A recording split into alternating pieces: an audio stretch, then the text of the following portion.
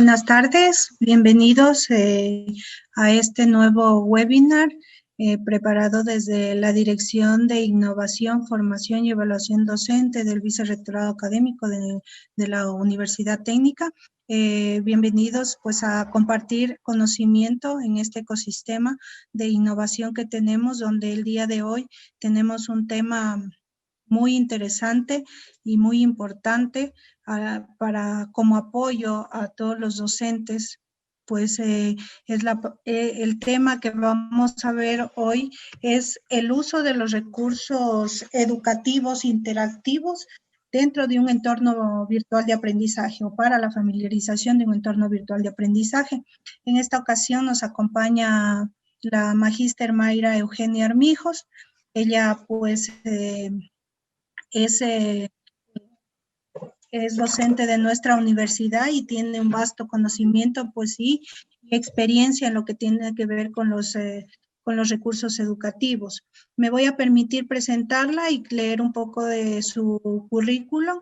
Ella es magíster en educación a distancia, ingeniera en sistemas informáticos y computación.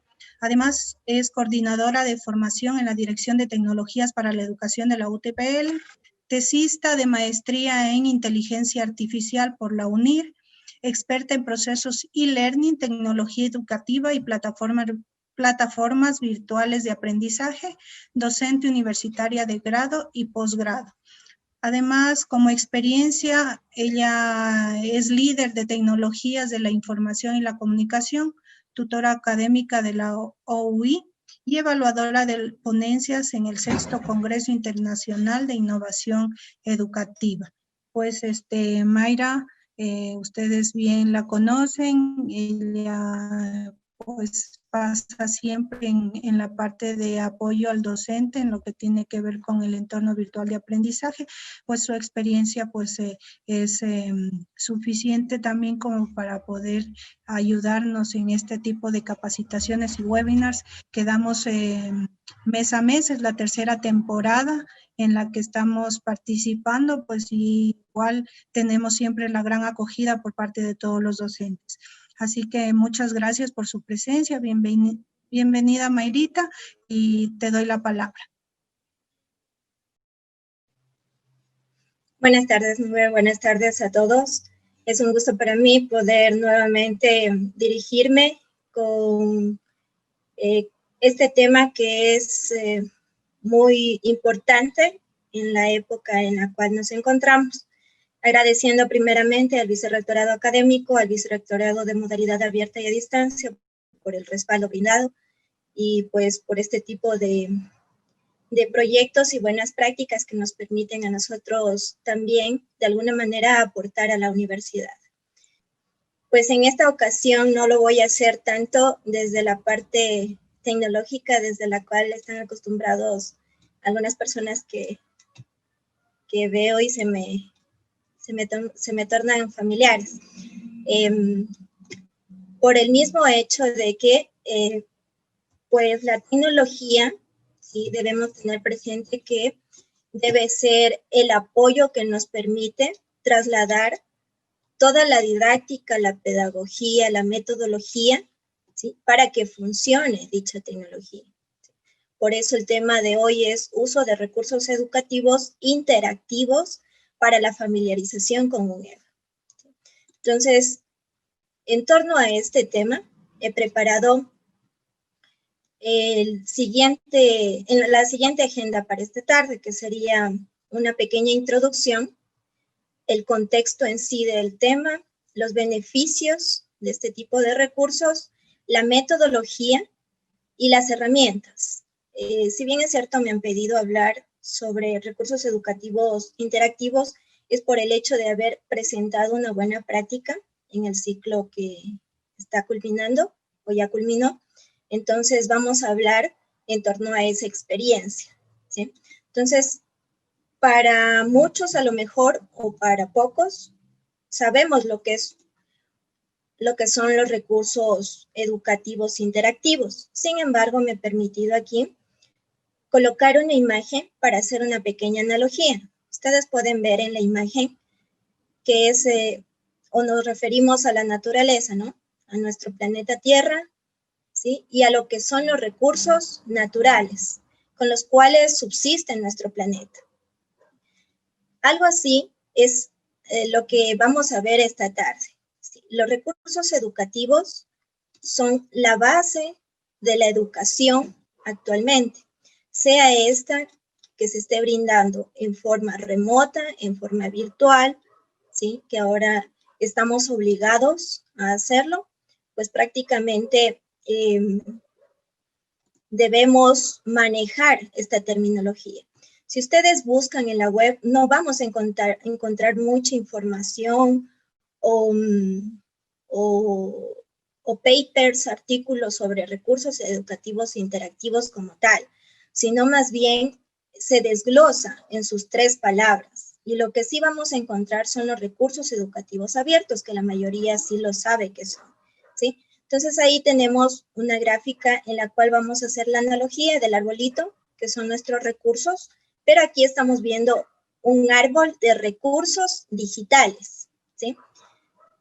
Recursos digitales como por ejemplo lo que es el audio, el video, el texto, los diversos medios que nos permiten visualizar o utilizar en la web todo lo que como docentes, ¿sí? Tenemos que beneficiarnos para poder llegar a nuestros estudiantes, ¿sí? Ya que la tecnología nos permite hacerlo. Luego tenemos la palabra educativo. O sea, ¿a qué nos referimos con educativos? ¿Sí? Allí tenemos una imagen de un libro que ustedes claramente lo pueden ver. ¿Sí? Tenemos los iconos que hacen referencia a todas las herramientas que necesitamos en la educación, ¿sí? Sea herramientas científicas, herramientas tecnológicas, herramientas de cualquier tipo, ¿sí? Incluyendo libros, ¿sí? Lo que anteriormente o, bueno, en otra época teníamos que escribir con lápiz, con esfero, pues todas esas herramientas se han trasladado a lo digital, a lo electrónico, ¿sí? Entonces, tengamos pendiente esa terminología hasta el momento. Y luego la palabra interactivos. ¿A qué nos referimos con interactivos? Ustedes, o bueno, una gran mayoría de los docentes de nuestra universidad, sabemos que anteriormente manejábamos nuestros libros, nuestros cuadernos, nuestros apuntes, ¿sí? Que tomaba una mayor cantidad de tiempo, ¿ya?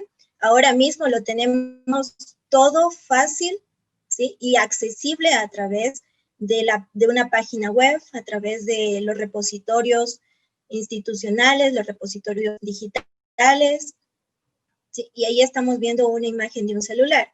¿Quién no tiene un celular? ¿Sí? Tenemos una brecha digital actualmente en nuestro país y a nivel mundial. Sin embargo, la gran mayoría, ¿sí?, de las personas poseemos un celular, unos con menos funcionalidades y otros con mayores funcionalidades, ¿sí?, que nos permiten manipular un recurso desde el mismo. Entonces ahí estamos viendo como una especie de red que nos permite acceder hacia los diferentes medios, hacia los diferentes espacios virtuales para conseguir dichos recursos. ¿Sí? Dicho esto, tenemos ahora los elementos de un curso virtual. ¿Quién no está inmiscuido ahora en una plataforma virtual o en un entorno virtual de aprendizaje donde tiene que, sea obligadamente, opcionalmente o de forma voluntaria, tiene que utilizar actualmente un aula virtual, ¿sí? Entonces, basados en esos criterios que vemos allí, el estudiante, el contenido, la comunicación, las actividades de aprendizaje, el diseño instruccional, que están formando una casa, ¿sí? En esa casa queremos ejemplificar que un curso virtual no es nada sin un diseño instruccional correcto. ¿Y en qué se basa el diseño instruccional? Ustedes muy bien, los que tengan o manejen aulas virtuales en modalidad distancia, saben muy bien que ya los contenidos están virtualizados, ¿no es cierto? Donde ya hay recursos tipo video, tipo documentos de texto, audios y todo lo que conforma la actividad de aprendizaje. De eso se trata, que esta casa, sobre la casa está el estudiante y que mantiene ese aprendizaje de los estudiantes. o qué nos permite enseñar a los estudiantes ahora mismo a través de un curso virtual. Que haya un buen diseño instruccional, que haya una buena metodología, unas buenas estrategias, que la pedagogía no esté fuera, que no solamente impresionemos al estudiante con un curso bien bonito, bien hecho, ¿sí? Que tenga imágenes muy llamativas, no, sino que más bien allí interviene esa persona, ese orientador, ¿sí? Que es nada más y nada menos que el docente.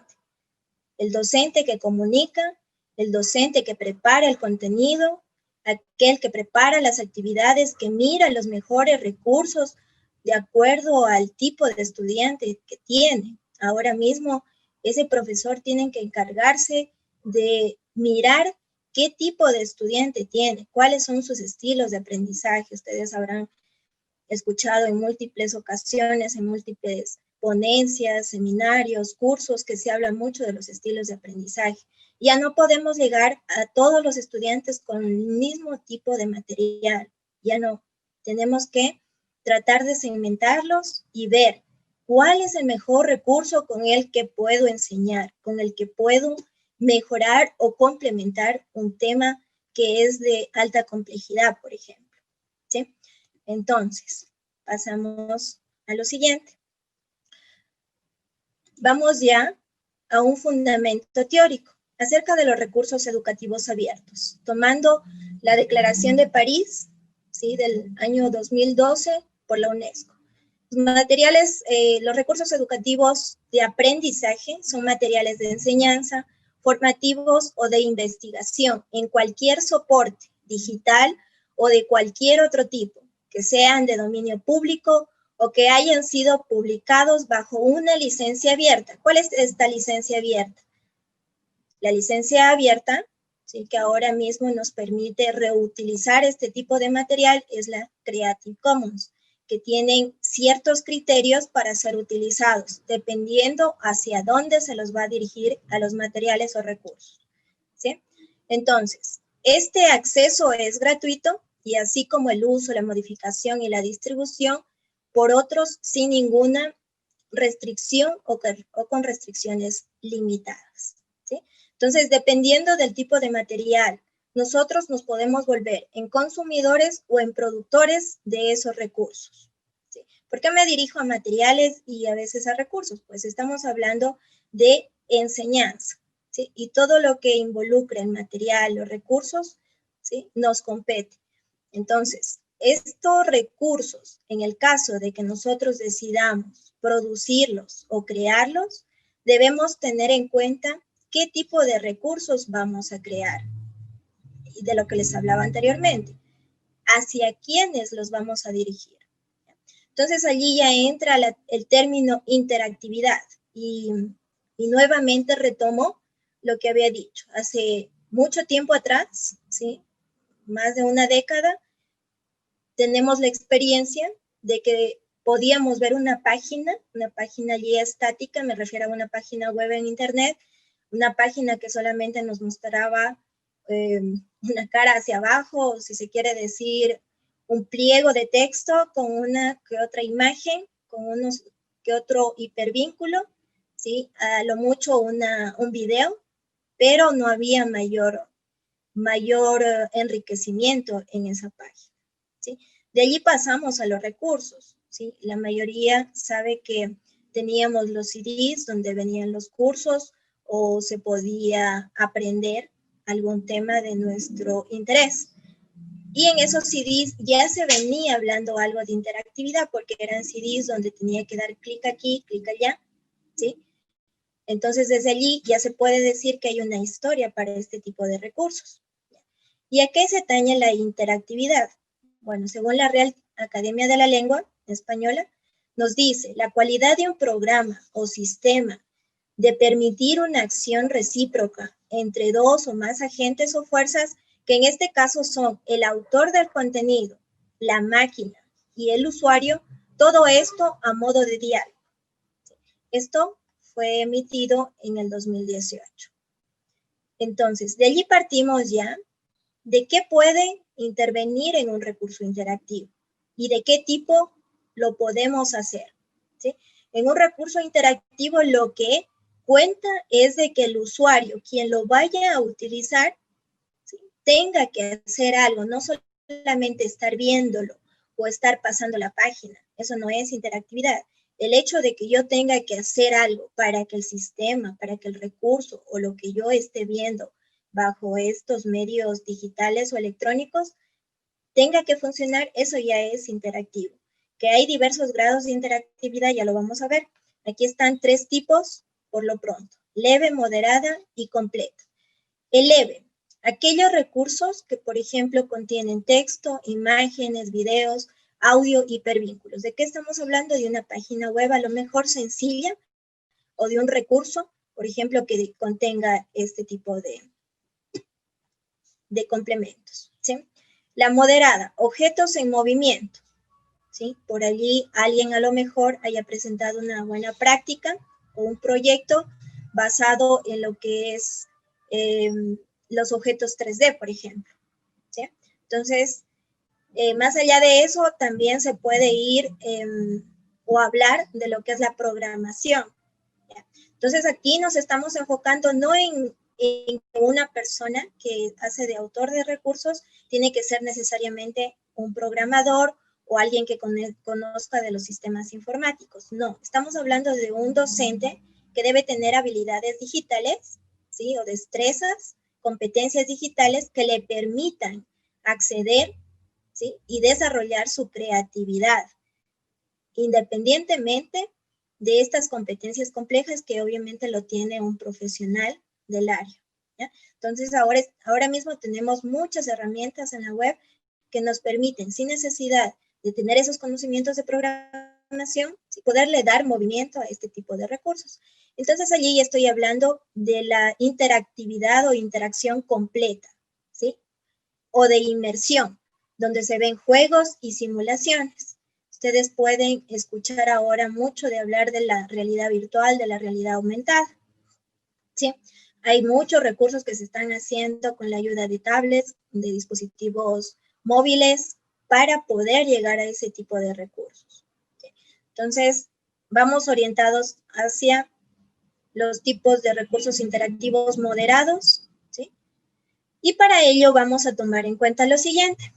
Sí, a la hora de diseñar un recurso, y ya voy hablando un poco de la buena práctica que tuve la oportunidad de presentar, y eso fue con el motivo de, pues, haber querido enseñar el manejo de la plataforma virtual o entorno virtual de aprendizaje con esta nueva tecnología que nos trae, que es Canvas.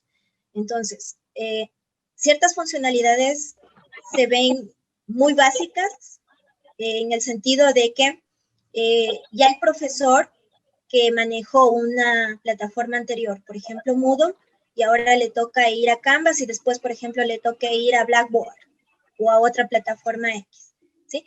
Ya tiene esas competencias básicas que le van a ayudar a manejar cualquier plataforma, independientemente de la que se esté utilizando. Sin embargo, hay ciertas características, ¿sí?, que la plataforma en sí trae consigo. Entonces, esas características se trata de enseñar en forma masiva o personalizada con la ayuda de estos recursos, ¿ya?, sin necesidad de que tenga que estar atento a una capacitación que a lo mejor no traiga las garantías necesarias como para que en una sola sesión de 1 hora o de 2 horas pueda aprender todo lo que trae dicha plataforma. ¿Sí? Por eso estaba el anuncio o el tema enfocado a los recursos educativos interactivos para el manejo o el uso o su aplicación en la enseñanza del entorno virtual de aprendizaje, ¿sí? Entonces, para tomar en cuenta, debemos primeramente a la hora de diseñar este tipo de recursos, tomar en cuenta que no exista o no haya cabida la infoxicación. Esta terminología yo también la había consultado para hacer la presentación y no está aprobada por la Real Academia de la Lengua. Sin embargo, hay muchos autores que hablan del mismo. ¿Y a qué se refiere? Es algo lógico y también obviamente evidente. ¿Por qué? Porque estamos tentados a poner muchos recursos en nuestros cursos virtuales, ¿sí? o en mi caso, hacer cursos virtuales a lo mejor con mucha información, de la cual solamente a lo mejor un 20% esté llegando, en este caso, a las personas o a los participantes del mismo curso. Entonces, estamos hablando de que la infoxicación es la sobrecarga o exceso de información por la profusión o por la difusión de contenidos en Internet. Sí, eso lo vemos diariamente, a cada momento, de que con motivo de estar utilizando la tecnología, pues vemos a diario información que se difunde, información buena, sí, que es avalada científicamente, pero también hay información que no tiene ningún fundamento científico. Entonces, allí tenemos que, como docentes, tratar de orientar ese tipo de información. Ahora, estamos viendo la imagen de un niño que no sabe qué hacer, ¿sí? ¿Cuáles son las consecuencias de enviar demasiada información a los estudiantes, ¿sí? Las consecuencias es de que esto puede causar a los estudiantes una desmotivación, ¿sí? A lo mejor cause también la equivocación involuntaria en procedimientos a lo mejor de materias o áreas muy técnicas, ¿sí? En las que estemos llenando a los estudiantes de información o documentación y ellos no sepan qué hacer. Entonces, ¿qué es lo ideal? Optimizar la forma en la que presentamos y transmitimos el contenido para hacerlo atractivo, motivante y eficaz, ¿sí? Que la cantidad de información ofrecida no exceda la capacidad cognitiva, en este caso de los receptores, de todas las personas a quienes nos estemos dirigiendo o enseñando. ¿Sí? Debemos tomar en cuenta que los seres humanos tenemos una capacidad limitada de atención y de memoria. Eso ya es comprobado también por los psicólogos y por muchas versiones o de personas que estudian esta área del comportamiento humano. Entonces, hay inclusive papers que hablan de la cantidad adecuada en este caso, de recursos que debe presentar, ¿sí? El texto adecuado, la extensión, la duración de un video, todo eso hay que tomarlo en cuenta. ¿Ya? ¿Cuáles son los beneficios de este tipo de recursos? Sí. Tenemos allí algunos. Hay muchos más, recopilados solamente 10, ¿sí? Y ustedes pueden o podrán darse cuenta después de que es son muchas las ventajas que trae consigo este tipo de recursos si los hacemos o los diseñamos bien. Entonces, entre los beneficios tenemos llamar la atención, ¿sí? de las personas que estén utilizando el recurso, mantener el interés, y con esto quiero también hacer alusión al curso en sí, sin olvidar la casita que estábamos viendo, y tomando en cuenta el diseño instruccional en sí. Si los recursos están bien hechos, obviamente el curso también va a llamar la atención, va a mantener el interés. La motivación, que es lo que veíamos en la infoxicación. Si hay desmotivación, pues ese recurso no está sirviendo. La diversión. Hablábamos del tercer tipo de recursos, que es el que permite, ¿sí? Una inmersión, o sea que tenemos escenarios virtuales que nos permiten sumergirnos en ellos e interactuar con todo lo que hay, objetos virtuales, ¿sí? Escenarios virtuales. Estamos hablando también de reforzar el aprendizaje. Obviamente, no toda la información se debe trasladar a recursos, sino únicamente aquella que sea compleja o difícil de entender. También podemos aumentar la retención, es decir, la capacidad de que los estudiantes puedan aprender o generar nuevo conocimiento, que es ahora mismo uno de los objetivos de la enseñanza. El tiempo de permanencia. Tiempo de permanencia en el caso de que se esté adoptando estos modelos virtuales, modelos de enseñanza virtual. Disminuir la tasa de rebote. Ustedes ven que los MOOC fueron muy populares hace 5 años atrás, me parece, pero de ese tiempo hacia acá vino en una baja aparentemente, ¿sí? ¿Y por qué se debe eso? Obviamente porque allí se necesita una disciplina de parte de quien esté siguiendo ese tipo de cursos, que son autoinstruccionales. No hay un profesor que esté orientando, que esté detrás, como quien dice, del estudiante para quienes están ambientados en la modalidad presencial. ¿Sí? Entonces, pues allí es más complicado, ¿sí?, poder generar un aprendizaje real. Ahí ya depende mucho de las personas que sigan los cursos autoinstruccionales o MOOC, de manera que en un día no se puede aprender todo lo que está diseñado para un mes, por ejemplo. Entonces, todo eso ya lo vamos a ver en la metodología. El aprendizaje fluido.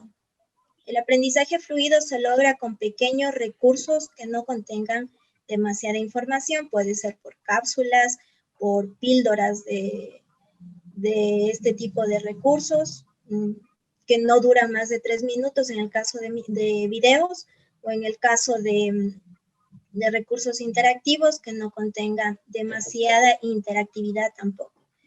Y luego pues tenemos el impacto. ¿Sí? Generar un impacto significa que eso ya lo evaluamos al final, a ver qué tan efectivo nos resultó la aplicación de este tipo de recursos. Y pues allí finalmente, entre todos estos beneficios, lo que se verá es que la figura del usuario pasivo, es decir, que no hace nada, que solamente se dedica a ver, tiene que desaparecer. Vamos a la metodología. La metodología, ¿sí?,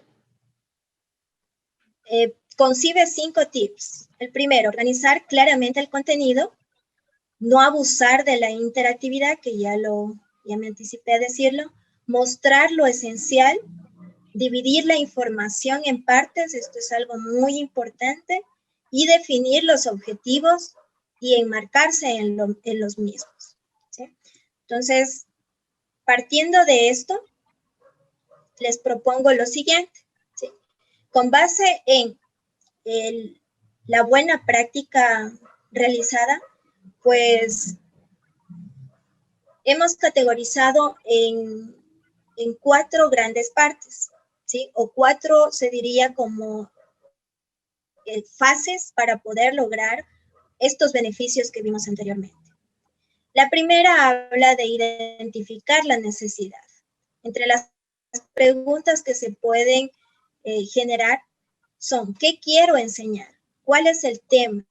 ¿Sí? El microtema. Microtema es algo pequeñito, no es el todo, es una parte de ese todo, que debe ser, una vez más lo repito, complejo.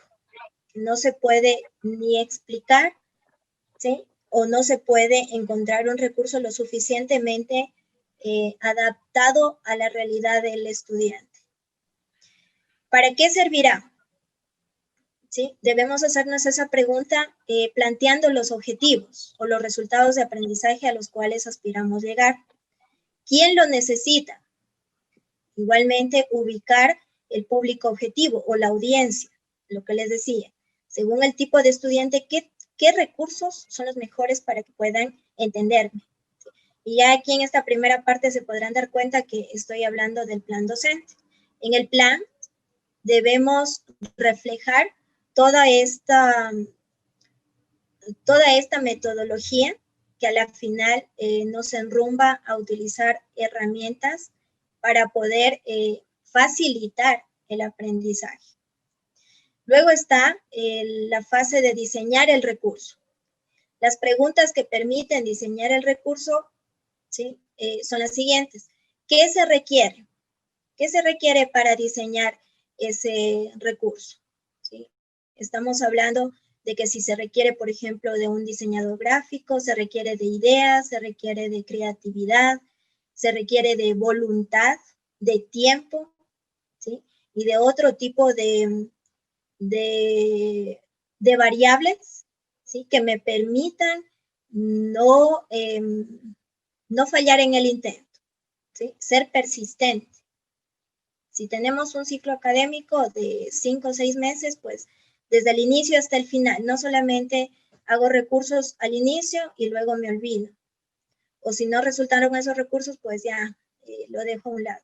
Es la persistencia, la constancia, ¿sí? La que me permite también mejorar o trasladar o generar nuevas ideas también. ¿Con qué lo hago? Aquí viene ya las herramientas. ¿Qué tipo de herramientas son las mejores? Vamos a ver después qué herramientas ahora mismo ustedes pueden considerar en caso de animarse, ¿sí? a hacer este tipo de recursos. ¿Sí?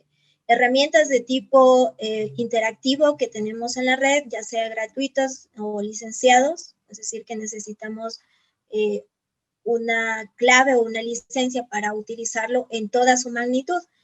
Desde luego tenemos muchas herramientas que son gratuitas, pero no traen el paquete completo, sino es cuando ya se las compra. Entonces ya vamos a hablar luego de eso.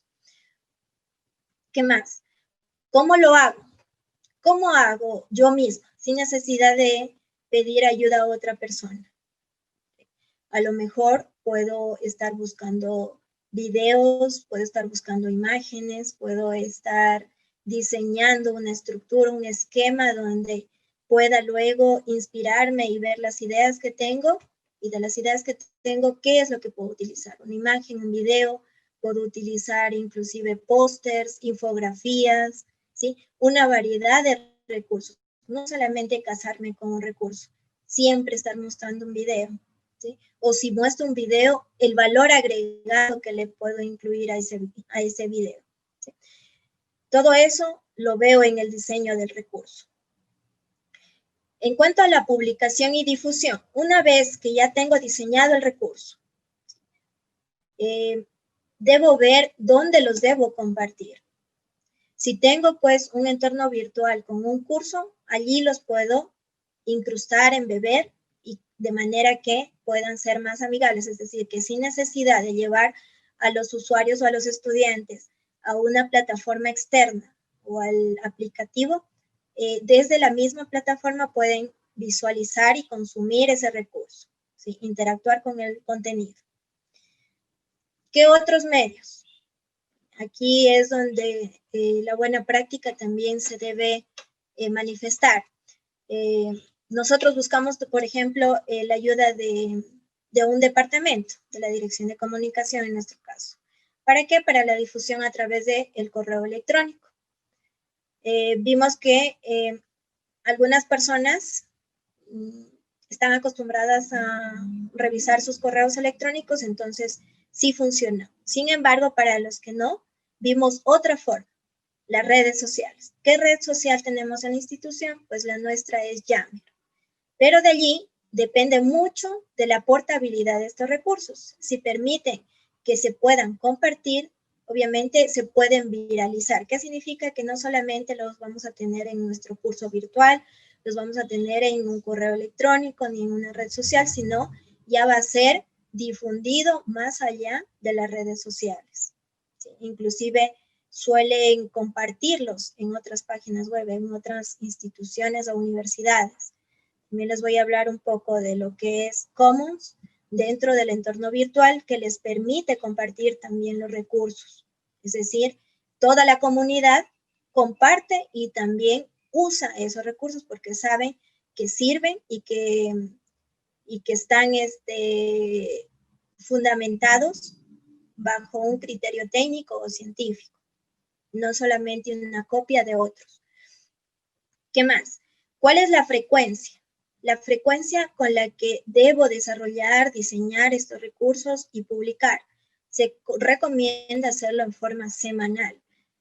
¿Qué pasa si lo hago cada 15 días? Pues el estudiante a lo mejor se emocionó una semana y luego vio nuevamente los mismos contenidos, los mismos recursos. Entonces va a haber diferentes resultados de aprendizaje. Entonces eso no queremos mantener esa motivación de principio a fin. Y ya se va a ir haciendo una costumbre también, una cultura. Esta semana el profesor me publicó este recurso. La próxima semana, ¿qué recurso iba a publicar? Entonces ahí es expectativa también. ¿Por qué difundir? ¿Por qué difundir? Pues estamos también contribuyendo a desarrollar un repositorio de recursos. En la universidad tenemos un repositorio en la biblioteca y de allí también nuestros estudiantes pueden consultar. ¿Sí? Es por eso que también los recursos deberían tener bajo sus características la portabilidad, cumplir con criterios de ser multiplataforma, es decir, que se los pueda compartir en diferentes sitios y en diferentes formatos. ¿Sí? Entonces, mientras más se difunda, a más personas va a llegar.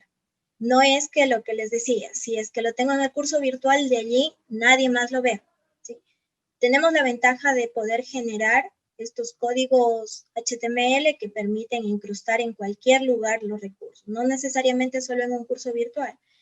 Por ejemplo, en sus blogs personales, en sus páginas web, en sus canales de YouTube, donde ustedes requieran hacerlo. Entonces servirá no solamente para un público que es el objetivo y son los estudiantes, sino también para quienes lo necesiten a nivel de la ciudad, de la región, del país y, ¿por qué no, a nivel mundial?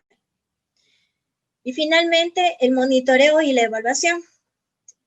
Una vez que diseñamos y publicamos estos recursos, debemos tener presente que los estudiantes necesitan ser retroalimentados y debemos también retroalimentar nuestros contenidos, ver qué tanto de uso le dieron a esos recursos, los vieron, los reprodujeron, ¿sí?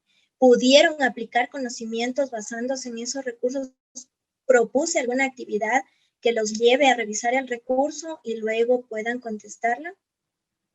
Entonces, ese es uno de los objetivos también que debemos tener a la hora de planificar el proceso de enseñanza-aprendizaje. Desde el inicio, como les vuelvo a repetir, los estudiantes necesitan un rastreo, un seguimiento. En la plataforma, por ejemplo, tenemos lo que es la analítica. ¿De qué forma allí puedo evaluar o monitorear? Con la analítica de aprendizaje. Tenemos la herramienta que nos permite ver quiénes vieron el contenido, quiénes contestaron las actividades. Tener de cierta forma una estadística y luego frente a esa estadística ver quiénes están rezagados. Si tenemos gente rezagada, mandarles un mensaje personalizado, que es lo que habíamos hecho en la primera etapa de la buena práctica. ¿Sí? Gente que todavía no veía el curso virtual, pues les mandábamos el mensaje, mire, el curso ya inició, ¿qué pasó? ¿Por qué todavía no accede? ¿Qué problema tiene? ¿O por qué, o tal vez no pudo visualizar algún contenido o algo no lo entendió? Sí, ese tipo de mensajes es el seguimiento que necesitamos dar. ¿Sí? Y eso no significa que lo tengamos que hacer diariamente, debemos tener un cronograma de manera que nos permita realizarlo de una forma muy óptima y a la vez con eso también evaluar. No significa solamente ver el que tiene el mejor puntaje en un cuestionario, ¿sí? Que es súper relativo. Eso es muy relativo. Esta es una forma de evaluar también quiénes están reaccionando frente al contenido que tenemos. En este caso estoy hablando de los cursos virtuales, en un entorno virtual. Y ahí también está el por qué. ¿Por qué debo monitorear? Porque ya cuando llegamos al final de la meta, como quien dice, hay estudiantes que están desmotivados. ¿Por qué? Porque no vieron la imagen o esa figura de docente que debería haber estado desde el inicio, pendiente de que pueda entender todo lo que le puso en el curso virtual. ¿Sí? Y esto me refiero a los recursos. Si le puso un video de 30 minutos, de 1 hora, ¿cómo va a reaccionar ese estudiante? O sea, no lo va a querer ver. Como mucho va a observar 10 minutos. Y si ese video estaba muy cansado, por decirles, o que el expositor estaba habla y habla y habla, entonces menos lo va a querer ver, ¿no es cierto? y así se ha dado y se está dando. Entonces, bajo esas premisas, tenemos las herramientas tecnológicas que nos ayuden. Yo siempre he sido partidaria, aunque mi área es técnica, siempre he sido partidaria de que las herramientas, el entorno virtual de aprendizaje, independientemente de lo que tengamos, Canvas, Moodle, Brightspace, Blackboard, Google Classroom, ¿sí? Lo que aquí debe pesar es la pedagogía, la metodología, el uso de este tipo de recursos que cada vez más lo estamos tratando de utilizar, de motivar a la gente que lo haga. Porque no se necesita solamente de un diseñador gráfico, se necesita de la persona que sepa del tema. ¿Y quién es esa persona? Es el experto, el profesor que domina su área. Podemos tener entre las herramientas las siguientes. ExiLearning, ¿sí?, que me permite realizar actividades interactivas de autoevaluación. Genially, que me permite elaborar infografías, imágenes, videos interactivos como los que estamos viendo en este momento. En mi presentación la hice en Genially justamente. Los recursos de los cuales les hablo, que fueron compartidos a ustedes. Alguien de ustedes tal vez lo pudo seguir y le ayudó frente a sus estudiantes para poder manipular el entorno virtual de aprendizaje, pues todos esos recursos fueron realizados en Genially, ¿sí? Ustedes tenían que dar clic o utilizar un botón para que aparezca un slide o aparezca, por ejemplo, una imagen indicando el procedimiento a realizar. ¿Qué más tenemos? Blockster. Blockster nos permite elaborar carteles o pósters interactivos multimedia llamado Globs. El Juxtapose permite comparar entre dos imágenes de una forma dinámica e interactiva. Es decir, a la izquierda puedo tener una imagen antigua y a la derecha puedo tener una imagen nueva, actual. Entonces, voy moviendo de lado a lado y voy viendo los detalles. ¿Qué ha cambiado? ¿Sí? Eso me permite hacer, o de arriba hacia abajo. Tengo las direcciones web también para poderles proporcionar y que ustedes vayan indagando. Estas herramientas solo son un ejemplo. Hay múltiples herramientas, hay millones de herramientas y que cada vez más se van actualizando, van sacando nuevas cosas, nuevas funcionalidades. Finalmente tenemos el ThinkLink, que sirve para hacer imágenes 360. Es decir, que yo puedo interactuar con la imagen, darle la vuelta, ¿sí?, y mirar alrededor qué es lo que hay. No solamente el frente de la imagen, sino todo lo que está alrededor. Videos y sonidos incorporados, desde luego, también nos permite hacer. Entonces, estas son herramientas como que dedicadas. Ustedes pueden elegir y pueden ver otras más. ¿Sí? Hay personas que han utilizado ExiLearning para desarrollar todo un paquete de contenidos que podemos incorporar imágenes, videos, y es simplemente un score. Lo empaquetamos y lo ponemos, por ejemplo, en el entorno virtual y es como tener ya nuestro contenido interactivo. ¿Por qué? Porque el estudiante no va a ver solamente un texto allí que tenga que leer, sino tiene que, por ejemplo, manipular el árbol de contenidos, es decir, el índice de contenidos, que es la característica de ExiLearning, para poder visualizar cada uno de los tipos de recursos. Entonces, en mi experiencia personal, el haber utilizado Genially me ha permitido, por ejemplo, que la gente pueda ver la presentación muy bonita, y aquí les voy a atractiva, como decía, los beneficios, que permita llamar la atención, que es lo primero que queríamos, y luego ya que pueda abstraer o conocer más funciones de la plataforma virtual. Entonces, con Genially, por ejemplo, lo que hay que ver es la licencia. La licencia también la tiene la universidad. Solamente ustedes tienen que solicitarla y pueden utilizarla con todas las plantillas. Eso es otra cosa. Cada herramienta tiene una plantilla. No es que usted va desde cero y tiene que hacerlo todo. Ya puede reutilizar una plantilla la que más se adecue con el con el tema que necesite exponer o presentar. ¿Sí? La simplicidad que brinda estas plantillas también es ideal. Lo que les había dicho también explicado, el multiformato, es decir, que puedo hacer una presentación, puedo hacer un video, una infografía, y no solamente me caso con con ciertas cosas o con ciertos tipos de recursos. Es decir, que siempre y siempre hago el mismo recurso, y eso también de no variar viene a aburrir a los estudiantes. Entonces siempre hay que estar al hilo con la tecnología, pero más allá de eso, estar investigando cuáles son las herramientas que más se adaptan a lo que necesito dar a conocer, ¿ya? Entonces voy a reproducir un poquito el video que está incrustado en la presentación. Esto, por ejemplo, es de Genially.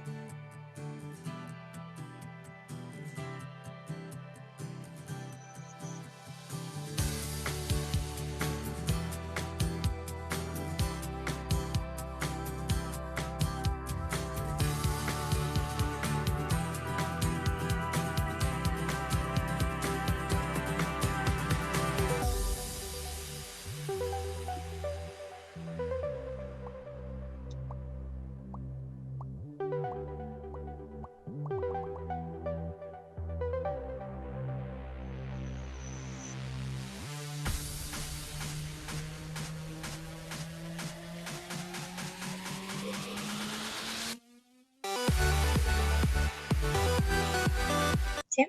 Acá tenemos otro, por ejemplo, de ThinkLink, un video tutorial de 2 a 3 minutos que le permite a usted y enriquecerlas ver con todo qué tipo de nomás contenido. Con necesita esta para plataforma enseñar podremos agregar en videos, sonidos, y links de todas estas fotos son o herramientas dibujos web que deseemos compartir. que simplemente necesitan de un acceso a través de un correo electrónico, usualmente a través de Gmail o de cualquier cuenta, por ejemplo Facebook, y pueden acceder a las funcionalidades básicas, es decir, le permite hacer todo lo que se podría hacer en cualquier herramienta. ¿Sí? Y ya las funciones más divertidas o las más atractivas o las plantillas más completas, esas ya se las tiene acceso a través de una licencia.